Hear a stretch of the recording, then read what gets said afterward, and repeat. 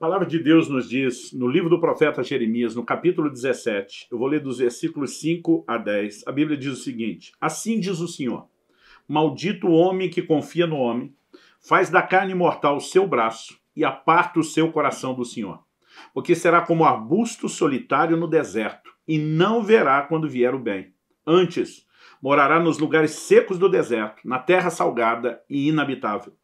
Bendito o homem que confia no Senhor e cuja esperança é o Senhor, porque ele é como a árvore plantada junto às águas, que estende as suas raízes para o ribeiro e não receia quando vem o calor, mas a sua folha fica verde. No ano da sequidão não se perturba, nem deixa de dar fruto. Enganoso é o coração, mais do que todas as coisas, e desesperadamente corrupto. Quem o conhecerá? Eu, Senhor, esquadrinho o coração, eu provo os pensamentos, isso para dar a cada um, segundo o seu proceder, segundo o fruto das suas ações. Eu quero compartilhar uma mensagem importante com você, e eu vou intitular aqui de O Homem que Confia no Senhor. É lógico que a Bíblia fala do que confia e do que não, mas nós queremos enfatizar o que confia, despertar aqueles que ajam dessa forma e corrigir aqueles que possam estar se comportando como aquele que não confia, para que isso seja ajustado. O texto nos diz, e é importante que a gente olhe essas declarações aí, como por exemplo do versículo 9 e 10, que o coração é enganoso mais do que todas as coisas, que ninguém pode conhecer, né? Mas que no 10 Deus diz, eu, Senhor, esquadrinho o coração. Então, embora o homem se engane a respeito do seu coração e do que está nele, o Deus onisciente, o Deus que conhece todas as coisas, que esquadrinha o coração, não é enganado a respeito do que está lá. E o Senhor diz assim, eu provo o coração, esquadrinho o coração, provo os pensamentos, isso para dar a cada um segundo o seu proceder, segundo o fruto das suas ações. Deus está dizendo, eu vou avaliar o que está lá dentro, no seu íntimo, incluindo suas motivações, e eu vou dar a cada um de acordo com o seu proceder. Ou seja, Deus está dizendo, o que eu vou fazer revela o que está dentro de cada um de vocês. Aonde essa declaração nos leva?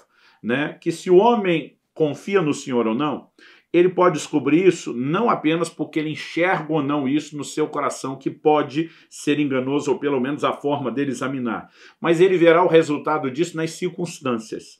Né? Nós devemos entender que as circunstâncias são parte de um processo que pode ser classificado aqui como a retribuição divina. O texto fala de gente abençoada e amaldiçoada no Velho Testamento, e nós precisamos entender essa questão de bênção e maldição também se repetindo no Novo Testamento. Muitas pessoas, por causa da declaração de Gálatas 3, 13 e 14, que diz Cristo nos resgatou da maldição da lei, fazendo-se ele próprio maldição em nosso lugar, porque está escrito, maldito todo aquele que for pendurado no madeiro, para que a bênção de Abraão chegasse aos gentios em Jesus Cristo, a fim de que recebêssemos pela fé o Espírito prometido. Essas pessoas parecem acreditar, não existe mais nenhum tipo de maldição sobre nenhum cristão, né? A bênção está certa e garantida sobre todo mundo. Né? Em primeiro lugar, esse texto tem que ser entendido totalmente dentro do seu contexto. Qual era a maldição da lei? Deuteronômio 28 é muito claro. Os primeiros 14 versículos falam da bênção. Né? Qual era a bênção? Se você obedecer, se você atentamente der ouvidos à minha voz, andar na minha palavra, essas bênçãos virão sobre você, vão te alcançar. Mas, do versículo 15 em diante, num capítulo que é imenso, as maldições são muito detalhadas. Se você não der ouvidos à minha voz, não tiver o cuidado de fazer o que eu estou mandando, as maldições virão através de você. A maldição da lei era a consequência da desobediência. A forma como os crentes interpretam, não, Jesus veio tirar a maldição da lei, não tem mais maldição, sugere então que não importa se eu e você pequemos, nós não vamos ter nenhuma consequência negativa. E isso é uma contradição de tudo que a Bíblia ensina. Quando a Bíblia está dizendo que Cristo nos resgatou da maldição da lei, para que a bênção de Abraão, que era a bênção de Abraão. Paulo diz aos Gálatas que quando Deus diz a Abraão, em ti serão benditas todas as famílias da terra, Deus estava pré-anunciando o evangelho a Abraão. A Bíblia está dizendo para que a bênção de Abraão chegasse aos gentios em Jesus, a fim de que nós recebêssemos o Espírito Santo. O Espírito Santo é aquele que trouxe mudança de natureza, que nos trouxe empoderamento na nova aliança para viver a obediência. A maldição da lei era o fruto da desobediência. E ela acabava sendo inevitável, porque o homem não conseguia obedecer. A Bíblia é clara nisso. Agora, Deus veio proporcionar uma troca de natureza para que a gente, pelo poder do Espírito Santo e a nova natureza por ele turbinada, pudesse viver a obediência. O texto não está dizendo que todo e qualquer tipo de maldição desapareceu e que nenhum crente vai experimentá-lo. Se isso fosse verdade, não faria o menor sentido a declaração de Hebreus no capítulo 6 e os versículos 7 e 8. Onde falando de dois tipos de crente, crente bom e crente ruim, o autor entra com uma analogia e fala de terra boa e ruim. Ele diz, porque a terra que absorve a chuva, que frequentemente cai sobre ela e produz erva útil para aqueles por quem é também cultivada, recebe bênção da parte de Deus. Mas se produz espinhos e abrolhos, é rejeitada, perto está da maldição e o seu fim é ser queimado. Dois tipos de crentes são comparados com dois tipos de terra. O que frutifica recebe bênção, o que não está perto da maldição, e se continuar assim, o seu fim é ser queimada. Terra não queima de forma literal. Aqui na alegoria nós sabemos qual é o incinerador que está sendo aludido, está falando da condenação eterna do inferno. Não podemos meramente deduzir, o livro de Apocalipse fala de um dia onde não haverá mais maldição. Até que isso se consume plenamente, nós não podemos supor que não é possível viver dessa forma. Talvez não seja necessário estar debaixo de maldição, mas daí a concluir que não seja possível é completamente equivocado. Então, com isso em mente, eu quero que você faça uma leitura que, apesar de ser de um texto da Velha Aliança, está nos ensinando a respeito da essência da Nova, que é a fé e a confiança em Deus. Então Deus está dizendo, olha, o seu coração é enganoso, talvez você não saiba como está aí dentro, mas eu vou retribuir de acordo com o que está aí dentro, e eu vou retribuir isso como? Através das circunstâncias que você vai experimentar do lado de fora. É quase como se Deus estivesse dizendo, eu quero que você entenda o que está do lado de dentro, porque se você não conseguir fazer a leitura do seu coração, você vai conseguir fazer a leitura das circunstâncias que são o efeito de como se encontra o seu coração. Com isso em mente, eu gostaria que a gente, em primeiro lugar, distinguisse aqui a diferença de atitude dos dois tipos de gente, o que confia e o que não confia no Senhor. Depois, então, nós vamos falar dos sinais de maldição, em segundo lugar, que acompanha o que não confia, e vamos falar dos sinais de bênção que acompanha aquele que confia no Senhor. Vamos começar pela diferença de atitude dos dois. O que é apartar o coração do Senhor? Né? A palavra de Deus começa dizendo aí no versículo 5, maldito o homem que confia no homem.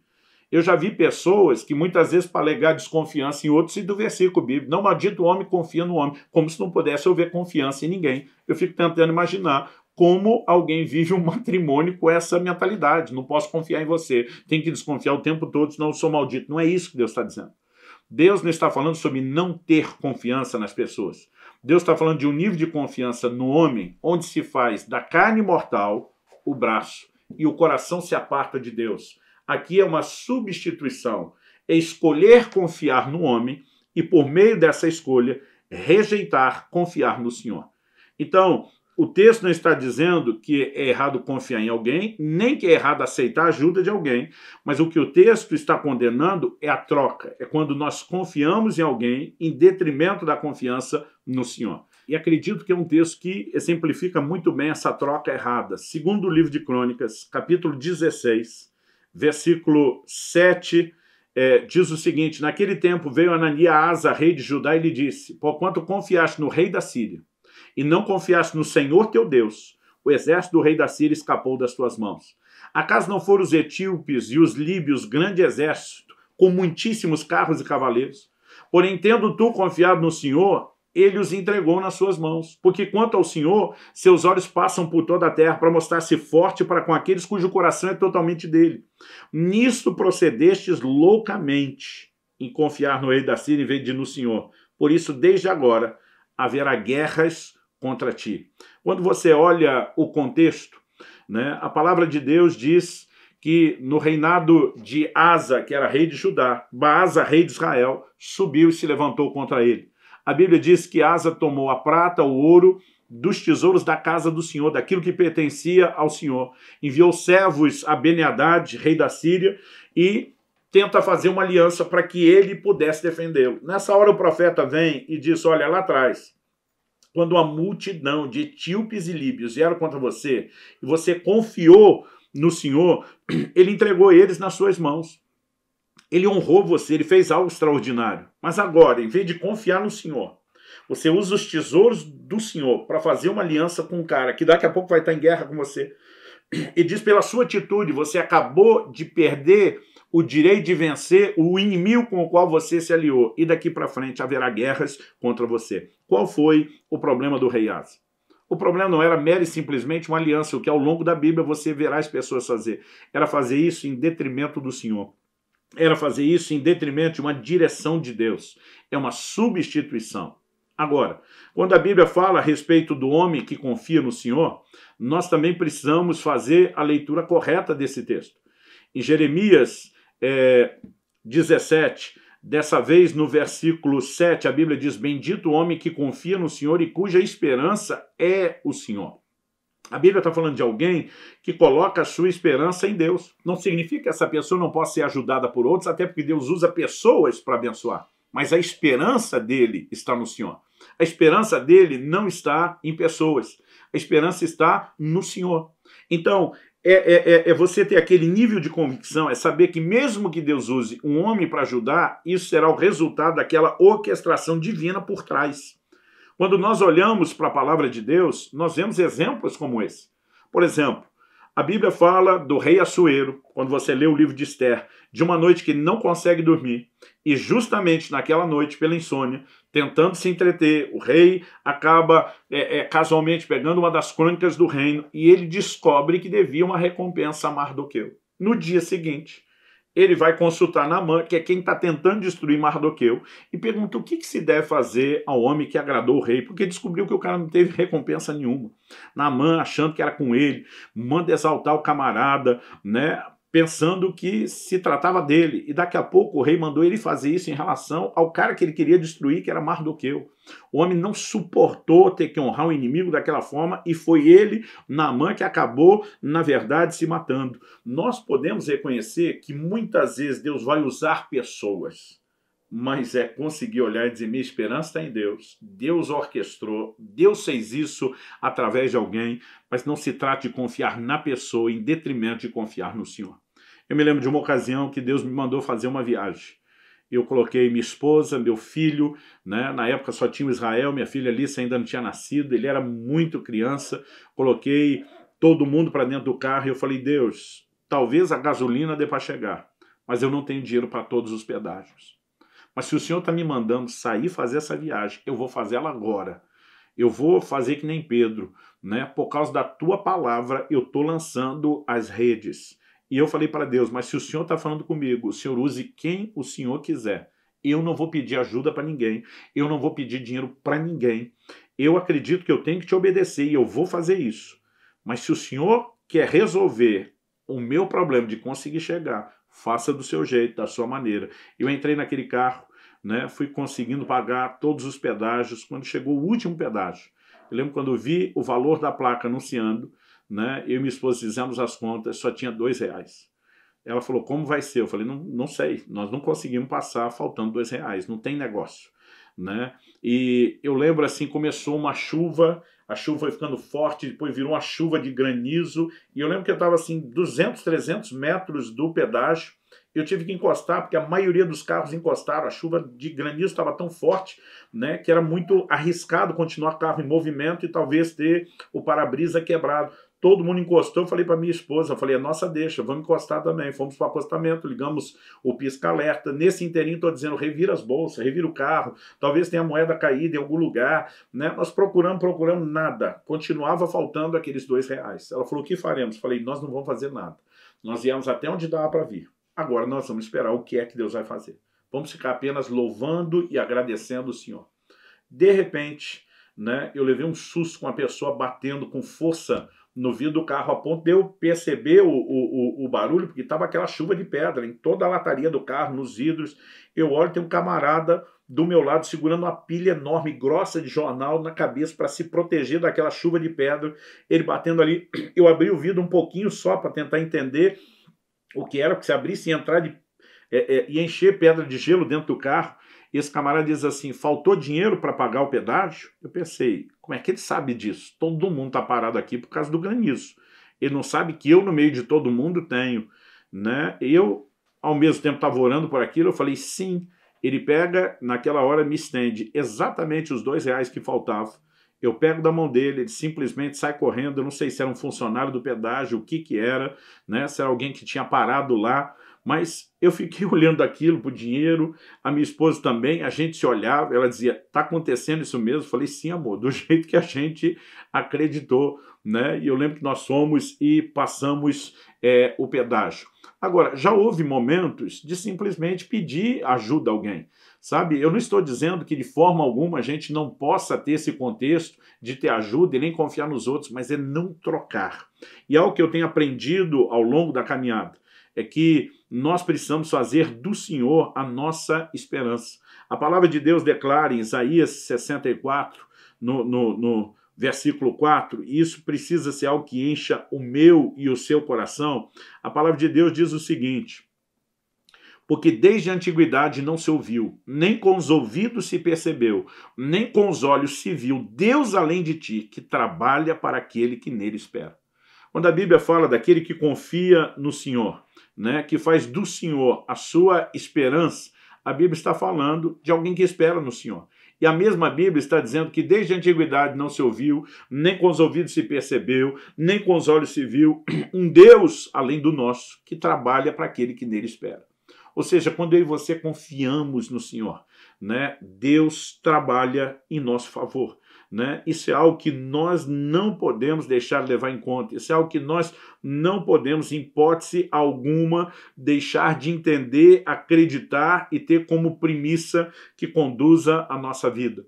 Quando o rei Asa, ele simplesmente decide não confiar no Senhor para confiar no rei da Síria, ele fez uma substituição. Agora, a Bíblia fala do rei Ezequias agindo de uma forma completamente diferente.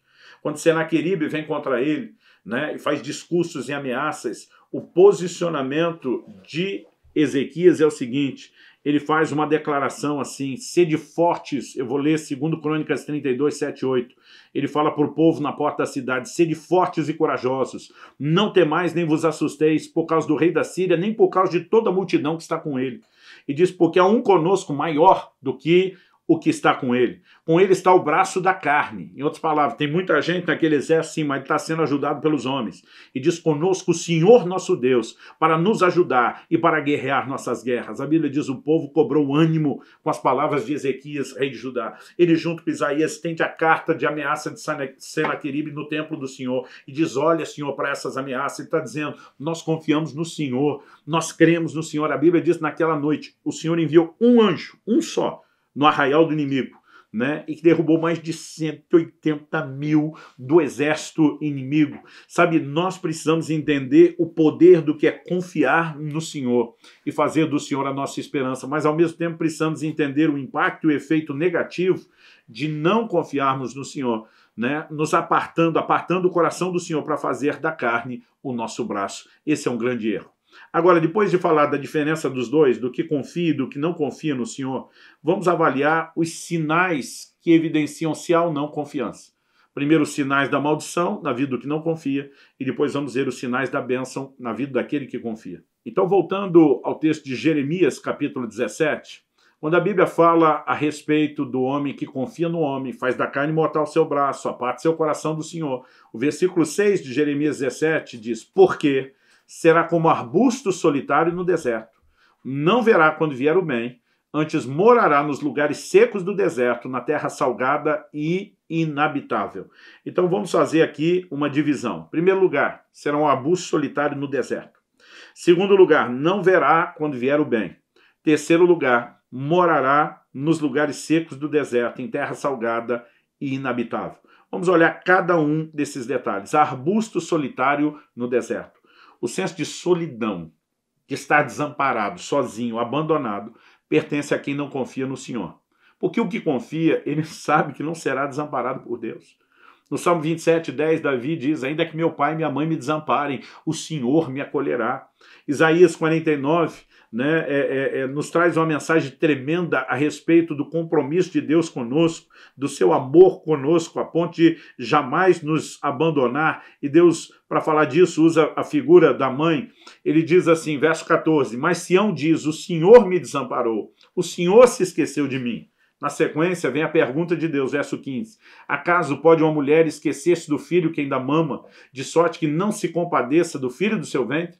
Mas ainda que essa viesse a se esquecer dele, eu, todavia, não me esquecerei de ti. Deus está dizendo, olha, Assim como a mãe não esquece do filho. Ele falou, apesar que vez ou outra pode aparecer uma mãe desnaturada, Deus está dizendo, eu não me esqueço. Mas qual o contexto dessa afirmação? Deus está dizendo, Sião diz, o Senhor me desamparou, o Senhor se esqueceu de mim. Agora, o que a Bíblia nos mostra é que Deus garantiu estar conosco. Mas quem não confia não consegue ter essa certeza, né? Eu olho para a declaração do livro de Hebreus, e isso tem sido assim muitas vezes a minha fortaleza. Hebreus capítulo 13, versos 5 e 6, né? O final do verso 13 diz, porque ele tem dito, de maneira alguma te deixarei, nunca jamais te abandonarei. Assim afirmemos confiantemente, o Senhor é o meu auxílio, não temerei, que me poderá fazer o homem. Algo interessante é que na metade do verso 5 a Bíblia diz, ele tem dito, vai falar o que Deus falou. O que é que Deus falou? De maneira alguma te deixarei, nunca jamais te abandonarei. Agora, se Deus disse isso, e eu confio no que Deus falou, o que é que eu falo? O verso 6 diz assim, assim afirmemos. Agora vem a nossa confissão em cima da declaração de Deus. Assim afirmemos confiantemente, o Senhor é meu auxílio, não temerei, que me poderá fazer o homem. Porque o que confia no que Deus falou, ele sabe que nunca será desamparado. Mas quem não consegue se mover em fé, o tempo todo está como Sião, dizendo, o Senhor me desamparou, Deus me deixou, Deus me abandonou. Isso é um sinal, né? O senso de arbusto solitário no deserto é um sinal de que não há confiança no coração. A segunda coisa, o texto diz, não verá quando vier o bem. Esse maldito por não crer no Senhor, ele não vê o bem vir, mesmo que o bem venha sobre todos. Por exemplo, Jesus disse que Deus faz sair o sol, cair a chuva, sobre justos e injustos, né? Que nesse sentido Deus não faz a menor diferenciação. Agora, tem gente que a bênção pode estar caindo, ele simplesmente não consegue enxergar. Sabe, é impressionante como muitas vezes o milagre precisa acontecer é na maneira das pessoas verem. A Bíblia fala de Agar no deserto. Né? Ela vê o filho chorando, ela está preocupada, ela clama ao Senhor. A Bíblia diz que Deus abriu os seus olhos, ela viu uma fonte. Gente, Deus não abriu a fonte estava lá, mas ela não via. Deus teve que abrir os olhos para que ela visse a bênção que ela não conseguia enxergar. Nós precisamos entender que muita gente está presa nesse lugar. Um sinal evidente na vida de quem não confia em Deus é a murmuração.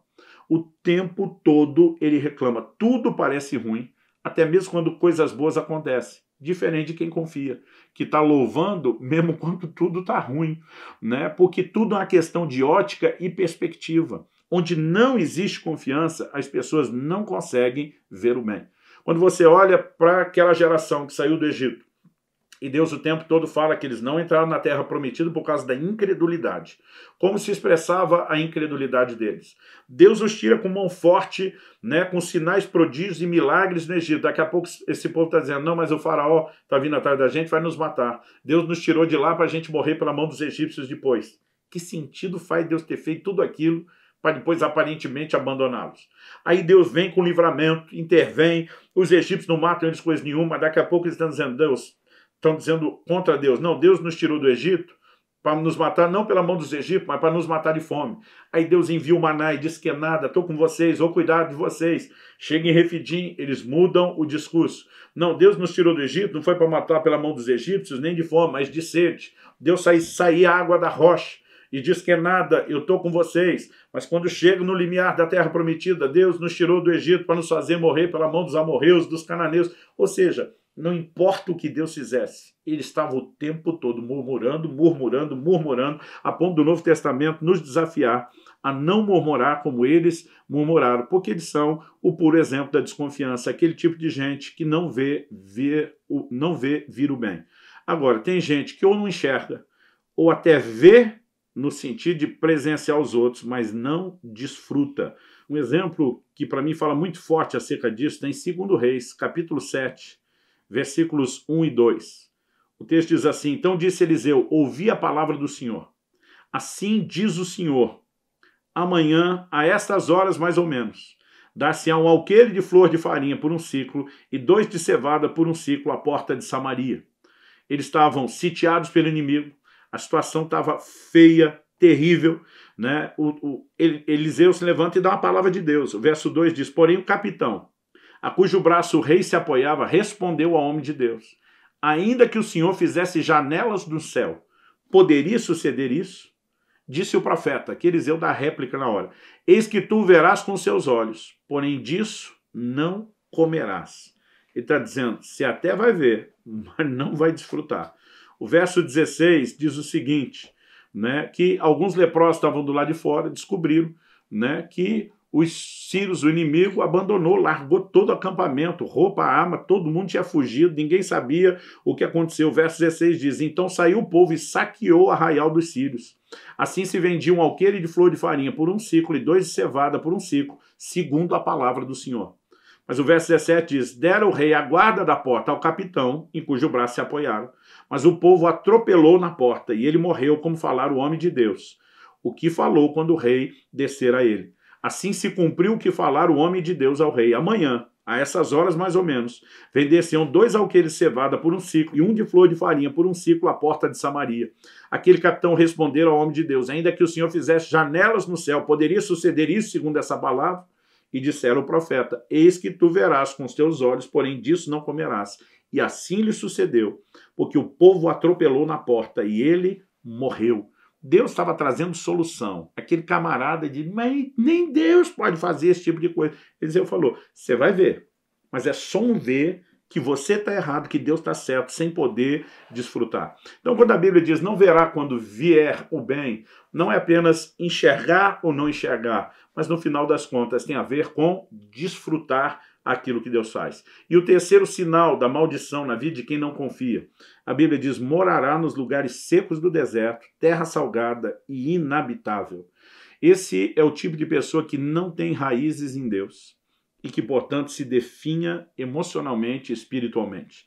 Daqui a pouco, né, nós vamos falar dos sinais da bênção. Um deles é que é como árvore plantada junto ao ribeiro, cujas raízes, né, se estendem para a água, e essa é a grande diferença entre o que mora perto do ribeiro, né, e o que mora nos lugares desertos, em terra salgada, inabitável. Ele não tem raízes, ele não tem vida, né? Sua vida se definha emocional, espiritualmente, tem vida seca.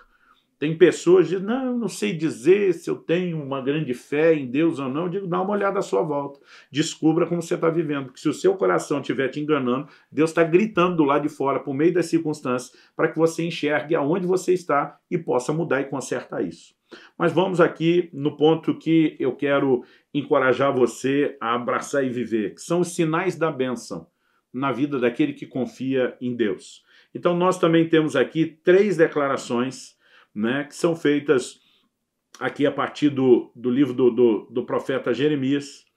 Então, em Jeremias capítulo 17, que é o texto que nós estamos usando aqui como ponto de partida na nossa meditação, o verso 7 diz, bendito o homem que confia no Senhor e cuja esperança é o Senhor. O 8 diz, porque ele é como árvore plantada junto às águas, que estende as suas raízes para o ribeiro, não receia quando vem o calor, mas a sua folha fica verde, e no ano de sequidão não se perturba, nem deixa de dar fruto. Bom, primeira característica, árvore plantada junto às águas, que estende as raízes para o ribeiro. Quem confia no Senhor tem raízes em Deus. Nós precisamos entender essa verdade. O apóstolo Paulo ensinou isso.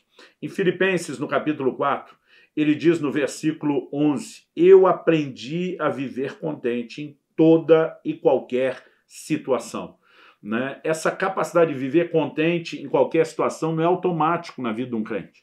Né? Isso é resultado de aprendizado, de maturidade, de entendimento da palavra, de decidir aplicar princípios, porque nossa alegria não tem que ser determinada pelas circunstâncias. No verso 12 ele diz, tanto ser estar humilhado como também ser honrado, de tudo em toda circunstância já tem experiência, tanto de fartura como de fome, assim de abundância como escassez. Como, Paulo, você consegue isso? No verso 13 ele diz, tudo posso naquele que me fortalece. Tudo posso na cabeça de alguns é posso fazer, posso realizar, mas o contexto aqui eu posso suportar. Em outras palavras, Paulo está dizendo, eu aguento qualquer circunstância boa ou ruim, porque o meu humor não é determinado por aquilo que eu enfrento, passo ou vivo. Minha força vem de Deus, meu humor vem de Deus, minhas raízes estão em Deus. Ele está dizendo, eu não vivo pelas circunstâncias, eu me alimento de Deus, eu me fortaleço de Deus. E sabe, quando nós começamos a nos mover assim, isso é sinal de que nós entendemos o que significa confiança. Confiança é extrair forças do Senhor. A segunda característica, não receia quando vem o calor, mas sua folha fica verde. Né? Dependendo do calor, isso vai abater a árvore, mas uma árvore que tem raiz junto às águas, o calor pode estar comendo lá de fora com toda a força, né, que for, ele está conseguindo, né, o que vem lá das suas raízes para que as suas folhas permaneçam verdes. Talvez seja uma temporada árida, talvez seja uma temporada sem chuva, mas pode não estar caindo chuva sobre a árvore. A raiz está tocando as águas, está tocando a umidade necessária. Eu acredito que o comportamento de quem confia no Senhor não combina com as circunstâncias. Enquanto tem muita gente envergando, definhando, aquele confia no Senhor, a folhagem está verde, a turma olha e diz, mas nem parece que está em seca. Esse camarada vai dizer seca do lado de fora, da minha raiz tem água. Sabe? E nós precisamos entender isso. Paulo e Silas na prisão, em Filipos, é um exemplo disso. Os caras foram açoitados, estão com os pés pendurados no tronco, ninguém tratou deles, muito crente estaria choramingando. Os dois estão cantando, né? Orando, cantando louvores. O cântico de Abacuque nos comunica a mesma verdade, ainda que a figueira não floresça, que o produto da oliveira minta, que não haja fruto na vide, que os campos não produzam mantimento, que o rebanho esteja exterminado da malhada, que nos currais não haja gado. O profeta diz, todavia eu me alegrarei no Senhor e exultarei no Deus da minha salvação. Ele faz os meus pés como os da costa, ele me faz andar nos meus lugares altos. Agora, ao fazer essa declaração, me alegrarei no Senhor, e passar a dizer, ele faz os meus pés como os da costa, ele agora está citando um salmo, né, que já era parte da escritura da sua época. Ele está dizendo, eu não estou nem aí para as circunstâncias, eu vou me alegrar em Deus, porque eu estou me agarrando à palavra, aquilo que Deus fala a meu respeito. Quando eu olho para Abraão, que é apresentado como pai da fé, né? Romanos capítulo 4 diz que nós temos que andar nas mesmas pisadas de fé de Abraão, ou seja, a Bíblia está dizendo que a fé dele foi exemplar, é uma fé para ser imitada. A Bíblia nos apresenta um comportamento de gente, né, cujas folhas estavam verdes, independente do quão árida a coisa tivesse do lado de fora. Em Romanos, no capítulo 4, a Bíblia diz dos versos 9 a 21 sobre Abraão, e sem enfraquecer na fé, embora levasse em conta o seu próprio corpo amortecido, sendo já de 100 anos, e a idade avançada de Sara, não duvidou por incredulidade da promessa de Deus, mas pela fé se fortaleceu, dando glória a Deus, estando plenamente convicto de que ele era poderoso para cumprir o que prometera. A fé se agarra na palavra de Deus, nas promessas de Deus. O camarada sabia que o seu corpo não dava conta de viver o que Deus prometeu, mas a Bíblia diz que ele não enfraqueceu na fé. Ele se fortaleceu como? Dando glória a Deus, dando glória a Deus. Quando eu e você começamos a exaltar e adorar a Deus, nós precisamos entender o impacto que isso tem sobre a nossa fé, porque quem fica olhando só para o problema tem a fé enfraquecida, né? Tem gente que o tempo todo fica falando do tamanho do seu problema para Deus. Eu já vi gente dizendo, fale do tamanho de Deus para o seu problema. É uma boa inversão. Quando nós começamos a enxergar o tamanho de Deus, dar glória a Deus, saber quem Ele é poderoso para cumprir a promessa, além de não duvidar, nossa fé se fortalece, né? E alimenta-se uma convicção daquilo que Deus pode fazer, a ponto de vivermos intervenções sobrenaturais. Eu tenho encontrado, ao longo da minha caminhada, homens de Deus, têm enfrentado circunstâncias que muitos teriam sucumbido. Se a gente não soubesse o que esses caras estavam passando, não daria para deduzir pelo comportamento. Porque quando você os encontrar, vê aí como está, glória a Deus, está tudo bem, Deus está no controle, Deus é bom, sua bondade dura para sempre, porque quem está com as raízes junto ao ribeiro, a sua folhagem fica verde e ele não receia quando vem o calor. Em último lugar, a última característica do sinal da bênção. A Bíblia diz, no ano da sequidão, não se perturba e nem deixa de dar fruto. Aqui nós temos um comportamento duplo, né? Aquele tempo da seca mesmo. Agora está indo além do calor, não está chovendo. Ele nem se incomoda com isso. E também não deixa de dar fruto. O abençoado, o bendito, ele não é abalado pelo mal, ainda que esse venha sobre todos.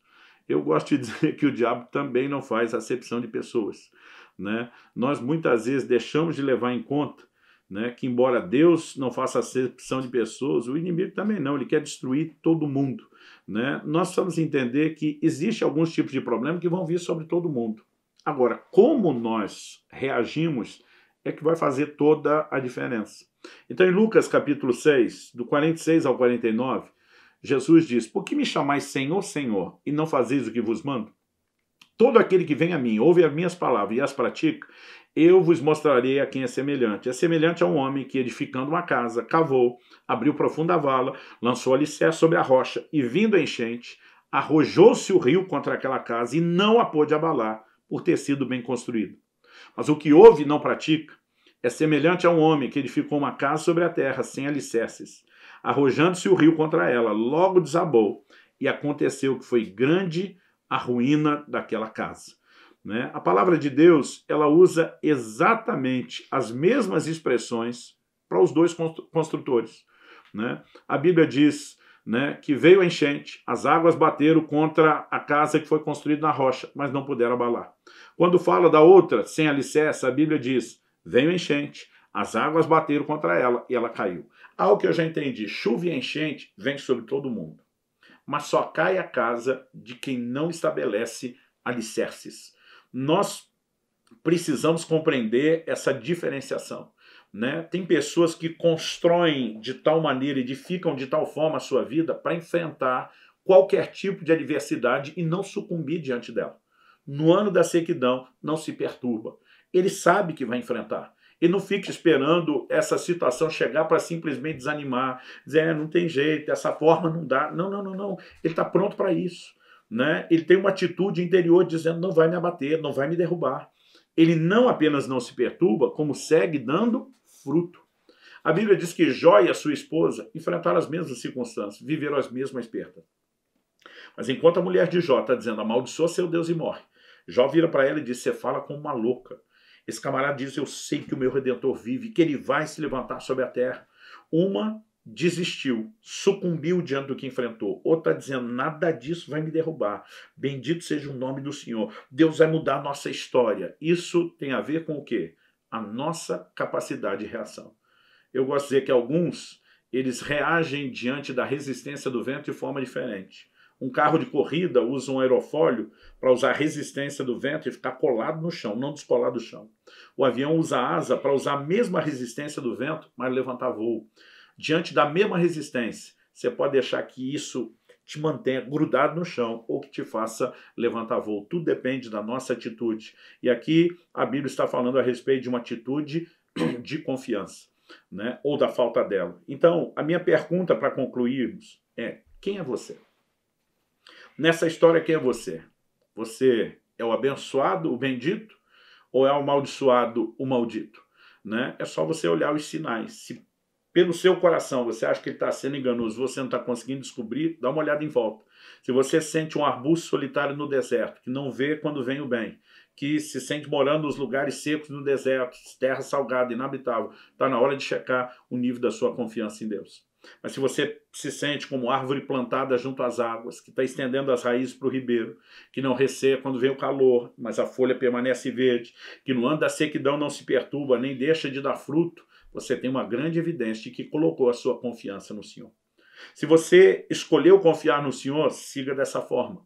Né? Saiba que a fé tem que ser guardada. A Bíblia diz que nós temos que guardar firme até o fim a confiança que desde o princípio tivemos. Então não se orgulhe de estar com a fé em dia, apenas cuide para que ela siga dessa forma. Se você olhar para você, descobrir, pastor, tomar para o lado do que não confia do que confia, entenda que o propósito dessa mensagem não é te apontar o dedo nem jogar pedra em você. É te ajudar a mudar o jogo, é te ajudar a reverter a situação, a virar a mesa e dizer, né, dentro de você, gerar indignação em você, nem a pau que com toda essa circunstância do lado de fora, Deus tentando avisar que está faltando confiança do lado de dentro, que eu vou permanecer quieto ou indiferente. Então, meu propósito é te ajudar. Não é fazer você ficar se questionando que tipo de crente sou eu, que cheguei nesse ponto, né? Chega de toda a lamentação que você passou, de sentir abuso solitário, de não ter visto o bem quando ele vem, é hora de mudar o jogo. Então dizer, então eu vou mudar a minha condição, eu vou confiar no Senhor, eu vou realmente alimentar minha fé por meio da palavra de Deus, que é o alimento da fé, eu vou me expor mais a esse ambiente onde a fé possa crescer e eu possa ter uma atitude diferente e você pode, lutando, escrever uma nova história. Porque a soma das suas atitudes com as circunstâncias à sua volta estão tentando te mostrar uma verdade. Mas você pode mudar, tanto suas atitudes como as circunstâncias do lado de fora, quando decide confiar no Senhor. Então que você possa decidir ser o homem que confia no Senhor. O homem aqui é o termo genérico por ser humano, quer você seja, né, o homem ou a mulher, que você possa decidir ser aquele que confia no Senhor.